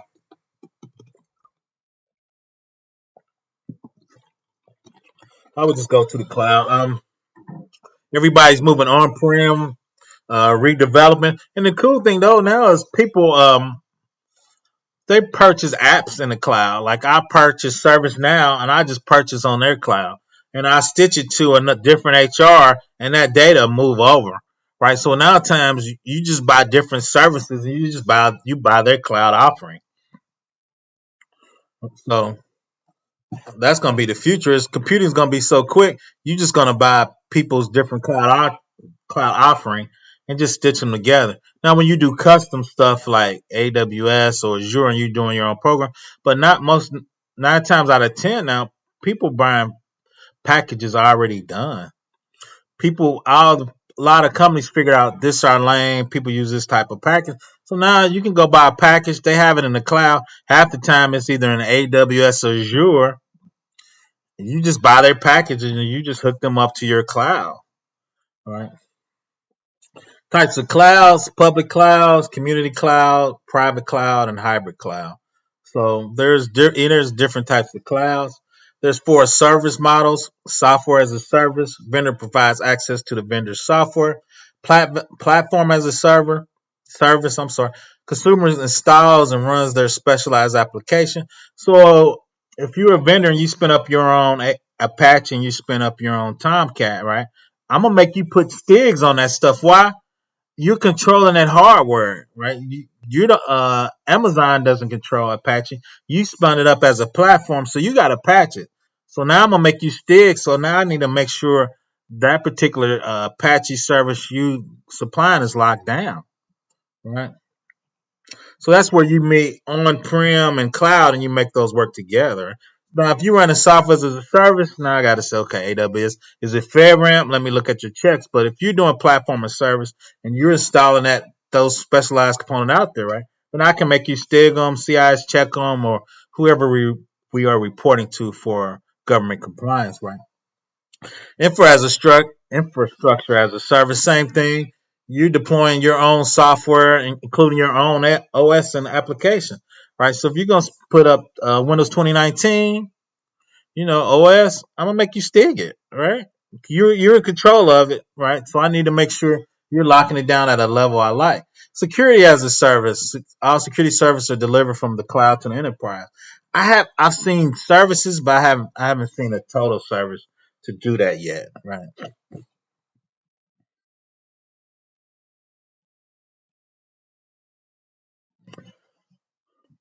But this is booming now, but I can see a lot of okay. But this is booming now, but I can see a lot of insecurity as the banks jump for cheap labor, talks jobs from faction overseas. That's the balance. That is the balance. If you look at all the big major companies, they all have huge overseas program. I think IBM has 20,000 overseas employees. Oracle, I'm a huge Oracle fan. I think they got 15. Microsoft's got a ton. So people are balancing, trying to figure out the balance with that insecurity and the cheap labor. Well, and I think what's going to happen is they're going to put them on Amazon, lock them all down, and just spin them up as services, right? So your labor is just going to be used for customer service, calling in, asking for different stuff. But you got to remember, India, they live on programming. I work with a lot of Indians. I'm gonna have a few on my panel. Like I said, they got Oracle and them got huge India. You go to Hyperbad, they got 50-foot buildings with IT people in them, man, just programming. So, and a lot of those guys were trained here. Cloud computer security challenge. The cloud provider must guarantee means to approve authorized users and deny imposters. Transmission from the cloud must be protected. Customer data must be isolated from other customers. The highest level of availability and security must be maintained. So once again, when you are in the cloud, of course you're gonna have MFA. I would probably have MFA with tokens for my top admin guys and my DBAs that actually deal with data. So you gotta log in, call your phone, and put the fob in the USB port, right? So instead of two, we're gonna have three-factor authentication. Why? I'm that serious about security, right? So those are the different levels of things we got to talk about as a group, team, and really as a nation. What level of security do you want to do, right? Is there a particular data amount you have to be handling before sticks apply? No, it's a choice. I actually helped some guys that were trying to get work for a bank. I'm not sorry, for a hospital. They were relating to HIPAA, so I told them let's just do Stigs. They had a killer programming staff, so they were doing a majority of that. So the lift for them was simple. It's I wouldn't say you need a different dollar amount. It's more about do you really want to do it, right? And two is when you and what I tell people, I'll probably get a video on it is when I give people the sticks first, I said do assessment. Don't fix anything. Go through these, and there's scanners out there. You can go to QualSys. They got the STIG compliance module. It'll scan your infrastructure and tell you where you're at with it. Then when you look at the things you need to fix, you put a dollar amount on the things you need to fix. Then I'll let you know how much it costs, do you want to do it, and how heavy a lift it is, right? Until you do your assessment, you don't know. Right now, the assessment is going to cost a little money, but once again, there's scanners out there. So 2016, I think it's 300 and plus checks. You scan it. I think 20 of them are manual, but you scan it and it'll give you a layout. And you go through there and you say, okay, I don't have TLS 1.2 FIPS 140-2 encryption. What that is the government has to review that encryption. So only people that do have FIPS 140-2 encryption, like Oracle and SQL Server, they have advanced security modules. Those modules are expensive, right? So we'll look through and say, okay, the encryption is good. It hasn't been certified for the government, but we feel pretty good about it. You're a small company. So those are the type of risk things we will walk through, as we walk through those checklists. But remember, you're doing the OS, you're doing an app server, you're doing a web server, you're doing a database, you're doing a load balancer, right? So you're probably going to come out with about 5,000 checks for a small Soho, right? So, will and security will nudge me more than ever as more facts. What do you think? There aren't as many people of color as growing. Um, Me and Black Heights are Black Heights are gonna chop it up. The thing for me is, and we talked about this, security and IT just now kind of get cool. Even if you look at the movies, unless you hack it, look at Bad Boys 2, John Sally 6'8". They made him look like a nerd. He had thick glasses on with a pocket protector, right? So, and two is a lot of times we got to change the gatekeeping. Originally, to get an IT, you needed a lot of math. Then they figured out we didn't use any of the math. So I think as an organization, I was debating with four other guys is we need to show out a little bit. We need to show you make good money with this. You live good. You know you drive an okay car, right? So that's the thought is how do you make it cool? I think it's sad we have to do that. But and two is I worked on with 600 programmers and there probably was only you talking about United States people of color, black, Asian, and Spanish. Out of 600, I think it was 15. You talking about FBA, Foundational Black Americans, 3 out of 600 people. I mean, that's 20 years ago, but I mean, where I work, it's a little more, but not a lot, to be honest. Well, and I joke with people that every shop closing up and up is a web shop fax. Is taking a physical fax and creating a physical. No, that's true. That's true. The sad part about it is there's a 500,000 job openings. But two is, and somebody asked that is, there's people with certifications that can't get hired. So is there gatekeeping? Are we not matching the people with the right jobs, or we're not training them right? What if some people don't know or are being marketed to folks? Facts. I'm going to talk about why there are not as many of us in IT. This is part of Alpha's Helmet. We got to make the personal decision to change the narrative. We have to show the next gen. Oh, facts, Maddox. And that's one reason I came to YouTube. That's one thing I'm reaching out to people on LinkedIn.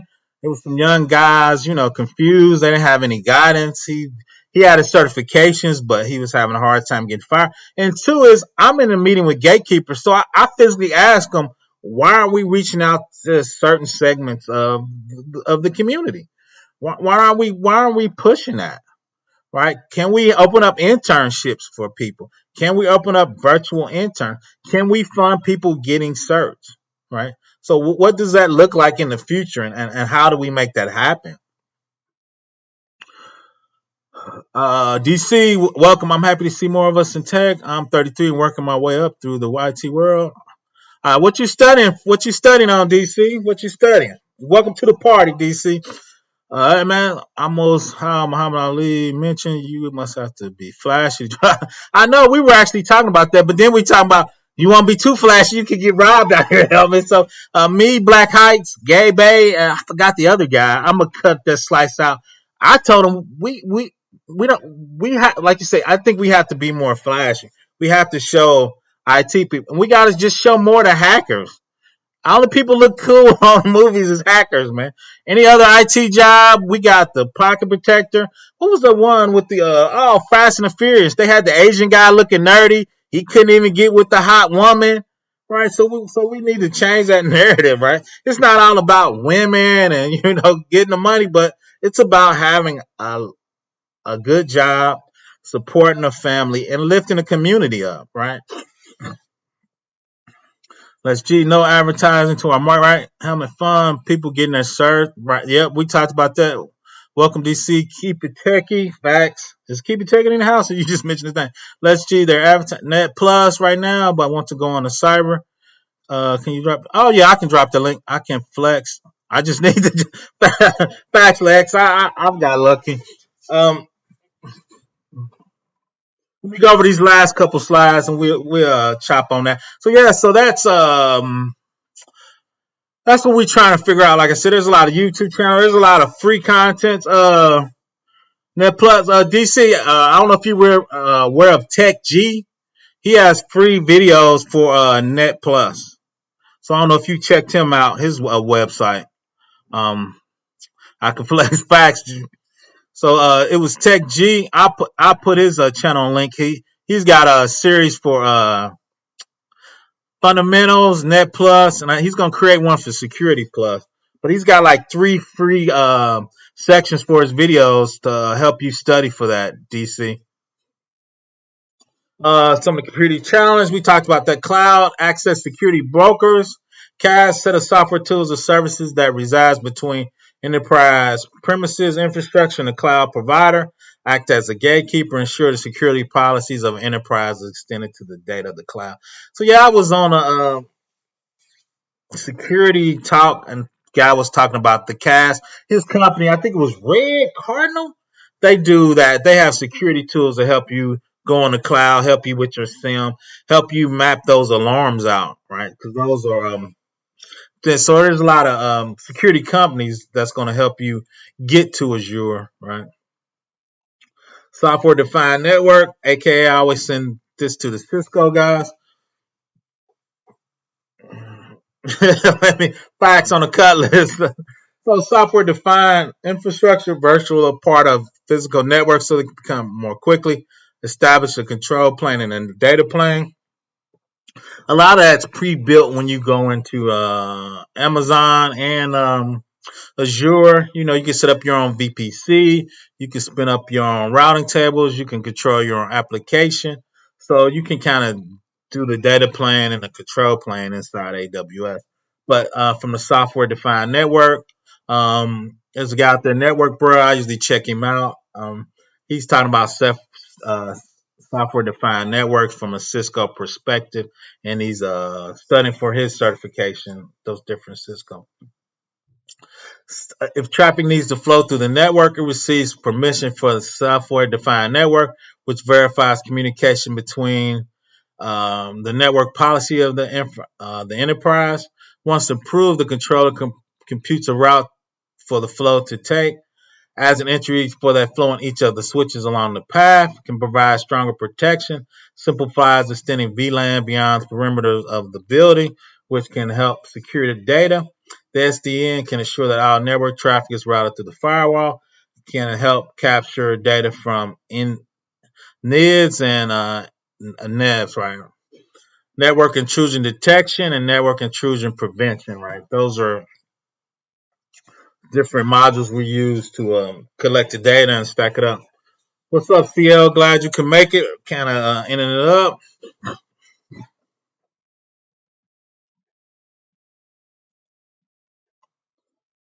So that's it. We talked about TCP, FTP, TLS, routes, factors, um, and different networks. Tiny NXX. Yep. And two is like Tiny brought up. Two is NXX and at a higher level, right? Zero trust networking, right? President Biden put that in his uh, executive order, which I thought was weird. But so people are focusing on networking, how it's configured, and controlling your network traffic, egress and ingress, what servers, what IP, any traffic coming in that's not public for a web server. You need to know where it's coming, and anything going out, you need to figure out what's happening on that, right? So there's a couple ways for that to to go, but once again, zero trust network and how you implement that, right, is a huge thing, and actually coming from a security perspective, right, is bigger. right? For making that.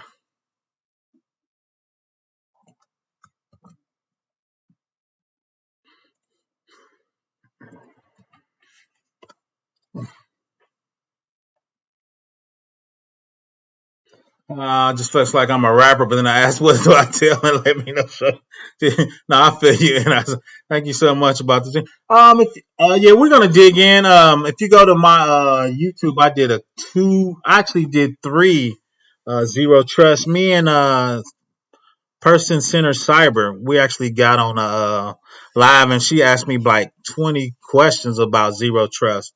So we were actually chopping it up. So I know that definitely one. So I got three videos in my library. If anybody wants to check those out, and once you check those out, if you got any questions, go to my community tab, ProfessorBlackOps at gmail.com. Let me know. I'm sure me and Tiny CL will probably go live, and I probably have a panel to actually talk about zero trust. That's the future, because too, when the president starts talking about frameworks and architecture, which I thought was weird, that's going to be really pushed by the government. It's going to be really pushed by all the big agencies, HIPAA, FISMA, IRS, OSHA. So they're going to start saying, if your company's bidding on work or doing work within those agencies, you're going to have some form of zero trust to make that happen. Right. So two is on I think Black Heights is interviewing me on Tuesday, so I'm sure we're gonna talk about minorities in tech and pushing that way and figure out how do we need to grow to actually grow the pie for that. I'll take that back. You don't need to grow the pie. We need to get people certified and ready to go, right? And figure out how to get past gatekeepers, right? To make that happen. No, facts too. I'm cool with a few CIOs, a ton of CIOs, a ton of CISOs. Once again, I'm gonna have those come on my channel. Uh, you send it to my LinkedIn or my Professor Black Ops Gmail, Maddox.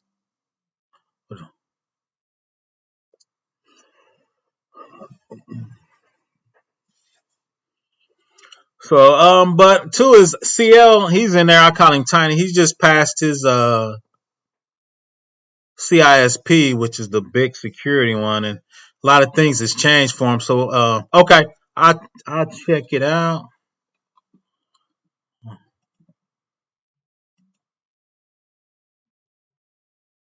I'll check it out, and I see you, Maddox. I see. So two is we're gonna talk about when you get those high levels certs, how it opens up, how you need to move, how you need to move, kind of from a pay perspective. Just touch on that, and just kind of the things that's open up. Shout out to CL for passing it. I need to start studying for it again. Nobody's ever asked me for certs because I've been in the game for so long, but sooner or later somebody's gonna ask me for some. I do have a security plus, but I don't know. Like I said, I've been in the game so long, people invite me to come work for them, so I've just been lucky the last couple of years. Yes, youngsters who lost like I was young with no guy. Facts, Lex. We got to give them some guidance. The problem is a lot of people, once again, we got to hip them to IT because um, we just don't have a people just don't look on it favorably. I think it's starting to get there now because all the big FANG companies, all those guys are billionaires. So now people are becoming more hip to technology, and with technology comes security. Zuckerberg's Zuckerberg, yeah, all those guys are up there. Larry Brand and Sergey from Google. Larry Ellison, or I mean, there's guys that made companies that never made it public that got bought out by those companies for millions of dollars. So there's a ton of them. I keep trying to figure out, and I've been talking to some people in the Midwest about starting an incubator, right? An incubator for people, certain people, put them in an incubator, pay for them, and you just learn for them. You don't need to be in person. You can do an incubator online through Zoom and just talk to people, get new skills, new technology, your ideas with their ideas, and bring it up. Yeah, we did that. We gotta get you up. Me, Gabe, and Black Heist did that Saturday on accident. We all ended up on Black Heist channel for because if you look at Black Heights, it was a rapper that said college was a scam. So he Black Heights took that video college as a scam. He started talking about it. So of course I'm a real professor in life. So I jumped on there and I gave him my 2 cents. Then Gabe A came up. Then we had a panel of four chopping it up about what do we think about education? What do we think about search? What do we think about search and education? How do you need to attack that? How do you need to make that happen? All facts for that. Let's definitely at risk use.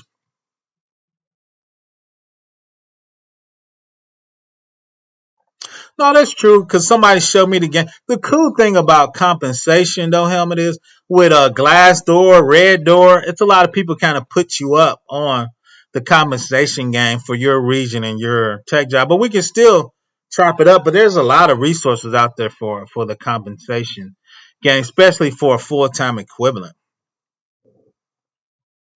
So, what do you agree with? It's a scam, Maddox, or what do you agree with, Maddox?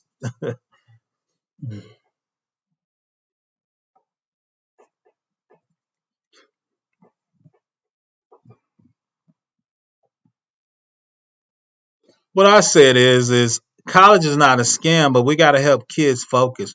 You should not come out of college or university owing $70,000, but you can't get a real job, or that subject you picked didn't pay you properly.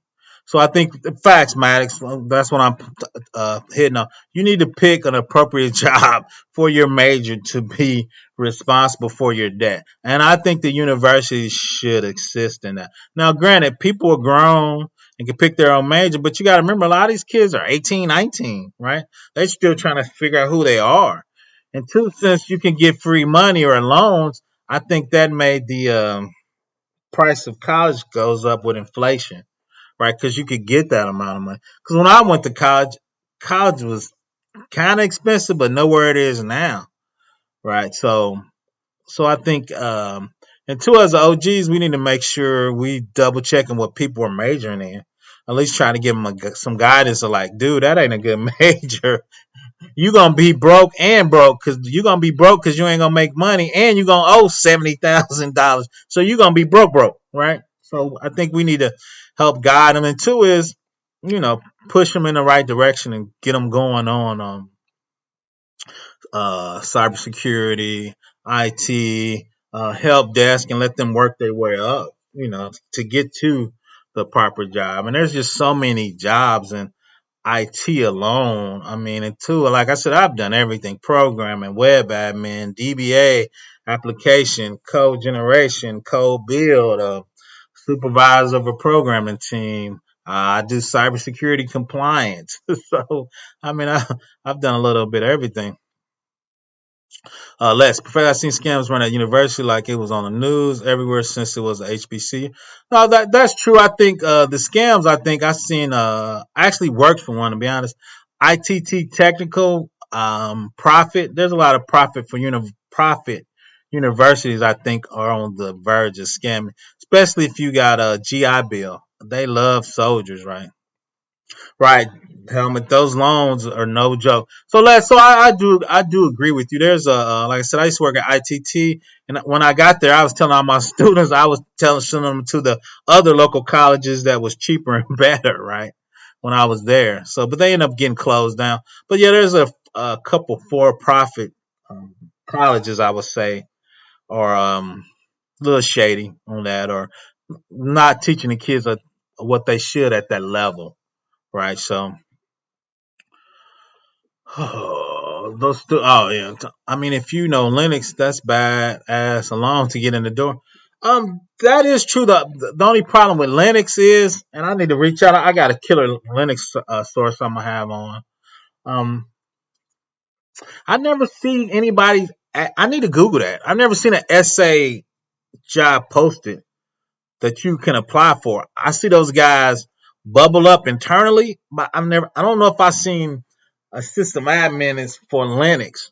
Well, a lot of times, too, consulting companies get those jobs and they hire the consultants for full-time equivalents. But yeah, Linux, I love Linux, Helmet. I'm actually a Linux bigot. I do all my Java, Oracle, App Server, Web Server, Apache, Tomcat. I do all that on Linux. I'm old school. I do Red Hat Linux because they have the best uh, stick checks for Red Hat because that's what the government pushed. But they're actually came out with stick checks for Ubuntu and some of the other distros now. So that's cool.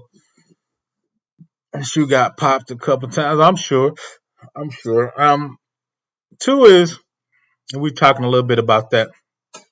Technology changes so quick, and what's hot changes so quick. By the time you get your course developed for a college and you get it signed off by the board, right? That could take 2 or 3 years. So they need to figure out how to figure out how to get those courses developed for the sought after jobs. I'm a big CentOS too. Then his learning curve is hard when you get past that. Oh no, facts. I just went cold turkey one day. I just got on a server. I got about 8 commands I needed, and I just went for it, help me. I remember I did that. Oh god, that's 20. That could be 20 years ago. I just went. We were on servers, and I worked with some old guys. They said we don't do Windows back then. It was less secure. They didn't even give you they didn't give you a GUI or none for Linux. We just did straight VI.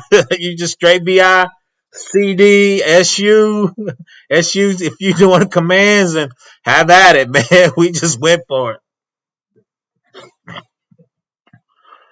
Well, that's it, fellas. We've been on for a couple. Professor, what position title would you state can a beginner apply for? In general, depending on what you're trying to do, you could go for the admin route, networking. Networking usually has the biggest team. Networking is usually 24/7. Because it's still you dealing with closets, you still dealing with routers, you still gotta beep out cables. So usually I tell people go networking. Then once you get into networking, the fundamentals of security really is networking. First thing we talked about is network traffic, IP source speed. So a lot of times networking is the basis to actually get in cybersecurity. So I would go networking if you like it. Like I said, networking and subnetting and running cable and setting up IPsec tunnels. And two is bigger companies, they be having a ton of hardware, ton of closets. Because where I work is for a big state. They got a ton of closets, ton of network, ton of wireless networking. Um, Even if you're, like I said, 400 or 500 VMs, you're in a certain VLAN, subnet, all that's networking. So you got to configure all that. So they usually have the biggest team. Facts, work as you learn. I learned a lot of on the job and through my history. I just worked on cool teams where people would work with you and train you and get you up. So a lot of my stuff is I taught myself or I just learned from somebody on a big project. Fight, gotta plow through it. No, that's true, lad. So I think people are doing that. The older users with the newest, that part is when you move to the cloud, trying to get your cloud skills up, spinning up a VM, configuring your VPC from a network perspective, software as a service, using Oracle SQL Server in the cloud and setting that up. All that's just a lot of times. If you stay in the game and you trying to survive, you gotta learn new technology. Because if you stay stagnant, you can disappear. I knew some BlackBerry programmers. You know, BlackBerry non-existent, but hell, 15 years ago, everybody had a BlackBerry. Man, that was the coolest thing you could have was a BlackBerry. So, so if you don't stay current, you can definitely, disappear out this game. So that's it for me today, fellas, man. I appreciate everybody's coming. I'm surprised y'all came. I thought everybody was gonna watch football and catch me on a replay. Once again, I'm gonna continue to do these throughout. We're on week 7. This is actually a 16-week course, Intro to Cybersecurity. I'm gonna keep doing it. I'm gonna put them all on a playlist so you can actually definitely go to the playback. I think I'm gonna reach out to Tech G. He's actually gonna do the videos for if you're studying for the certifications. So I'm gonna reach out to him because he's got a lot of those done, and a lot of his students been passing. So I didn't want to duplicate what Tech G is. So I'm gonna reach out to him. I think he's gonna do those. So I'm gonna work with him to make sure we go. Blackberry team back this year. Maddox Blackberry team won DEF CON this year. That's advice for life. Salute team. This was cool. Maddox Blackberry won DEF CON this year.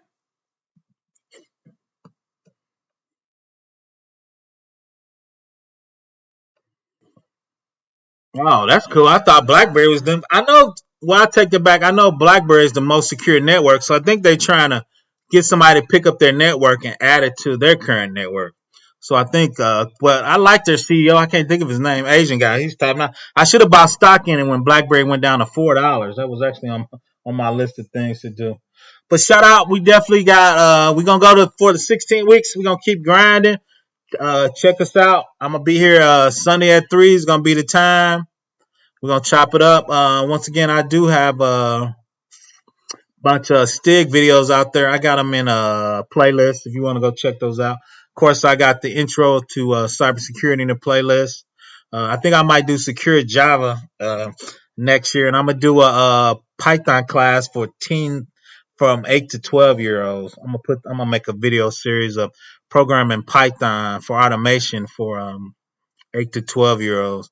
My grandson's like 6, so I think I'm gonna get him in the mix in that. So once I thought about doing that, I think I'm gonna make those YouTube videos and make those come out.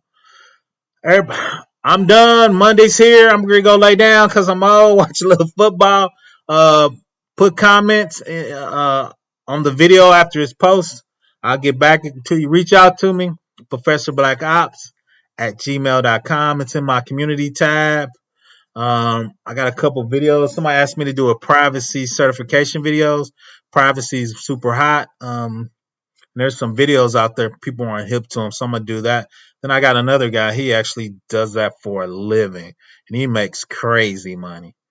So we'll do that. Having a hard time with Python for my second bachelor's degree. Okay, Max, we'll chop it up. I'm not a Python. Man, you probably find somebody better than me, but if you want to reach out, we can chop it up. Like I said, I haven't looked at it. I perused it. I've been programming though for 20 years, so it's all syntax to me. So I figure I can figure it out. What do you recommend to an aspiring pen tester? Uh, there's a pen test certification that's super big. Alpha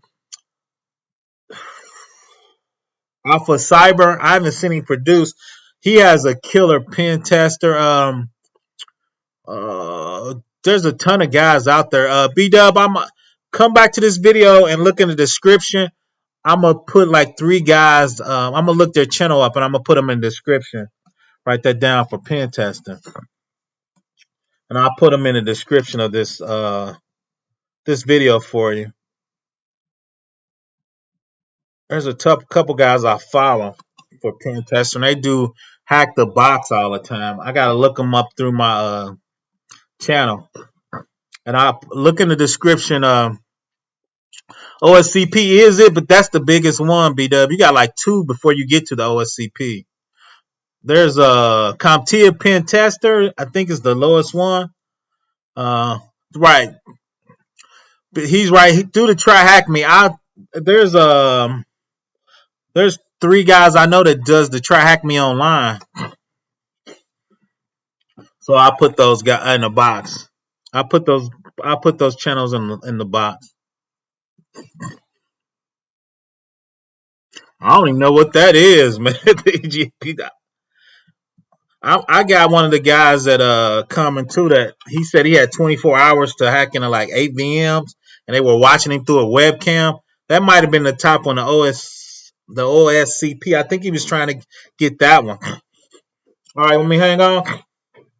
I'll hold tight. Maddox go get some. But yeah,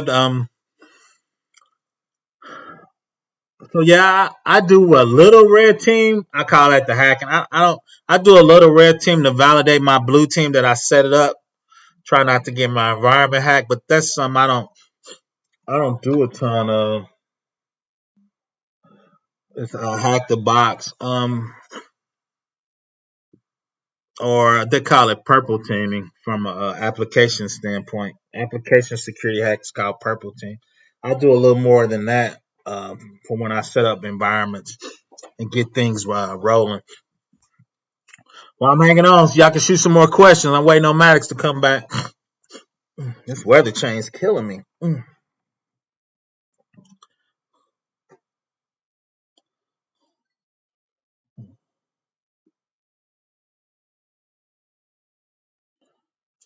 Okay, cool. Oh yeah, that's cool. Yeah, Alpha.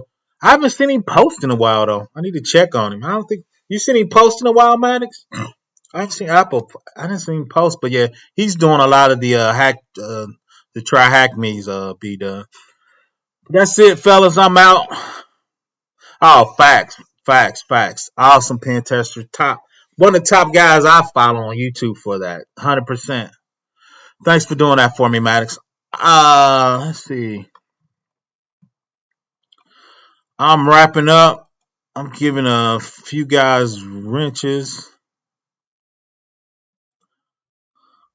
So that's all I got, fellas. I'm done for today. Like I said, I'm about to watch a little football and rest. So before we get into it, before we get back to back to work on Monday, back at it. That's all I got. Everybody have a happy weekend. And that's all I got. I'm shutting it down. Professor Black Ops, Cybersecurity for the People. We'll be here next Sunday, same time. I'm going to keep it rolling. Thanks for coming. I appreciate it, guys.